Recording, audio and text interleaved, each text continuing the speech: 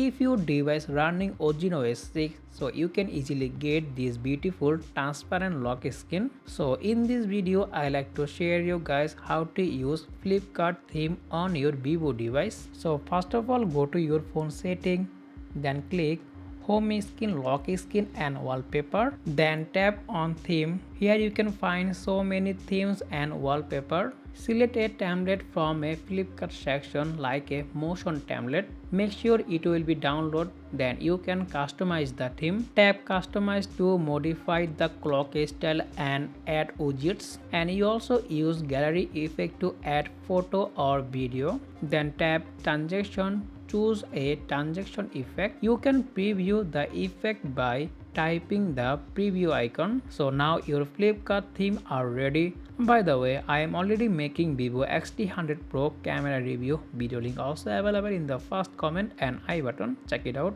Okay, that's all about our today video. If you find this video helpful, don't forget to like, share and subscribe for more tech review like this. As always, thanks for watching and I will be see you in the next one. Take care. Allah Hafiz.